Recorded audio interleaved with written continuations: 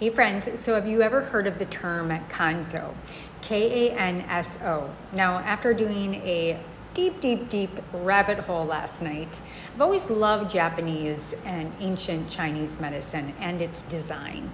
And as someone that really supports high achievers and those with neurodiversity, really clean up the clutter in their inner space and outer space, it had me at hello. So what is Kanso? You know, it is this space of our inner and outer where I want you to step into the resonance as I go over the roots of Kanso, in which is the 7 pillars, one of the 7 pillars of Wabi-Sabi.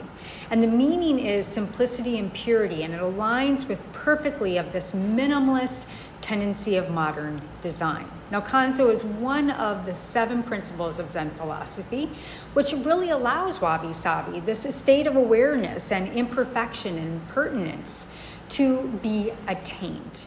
And alongside this concept is asymmetry, naturalness, grace, tranquility, and these principles are found in nature, but they are also found in our human behavior.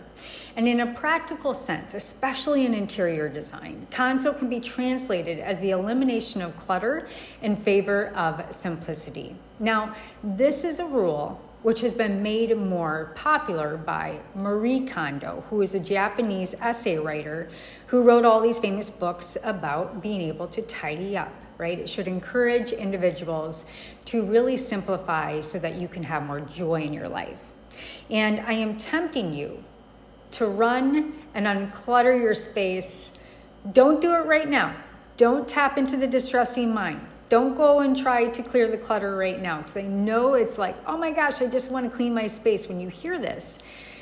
But just start with maybe a few spaces as you start to understand what it does to your inner and outer as you simplify things. Now, the same applies, right, to our subconscious mind. There's so many patterns being stored in our unconscious, where if we don't clean it up, all that clutter, we will always feel like this sense of urgency or hypervigilance that's inside the body.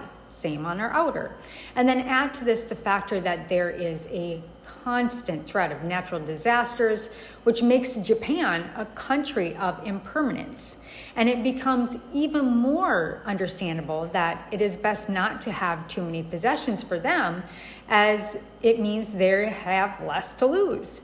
So the same is true with our identity. The more we claim our egoic persona and fear and accept it, it's far easier to just let it go, all of the identities, and really feel free and to come from a place of creation just because you love it.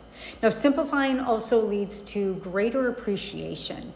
Empty space combined with simplicity and the presence of a few elements in your room attracts attention to whatever is really being highlighted. And lastly, a fun fact, since I've been a product formulator for 15 years, surprisingly, this is also applied to the beauty industry. Now, you see it in K-beauty, they call it also J-beauty, and it specifically emphasizes the simplicity of products and the austerity of results. And I could not agree more. And it's exactly how I formulate with Evoke Beauty products. Small batch, organic, clean, simple, and aligns with the essentials. So in conclusion, I find that as a neurodiverse individual, I am both super hungry for this simple concept to improve both the interior and the outer space and relieve my one too many trains coming in all at the same time.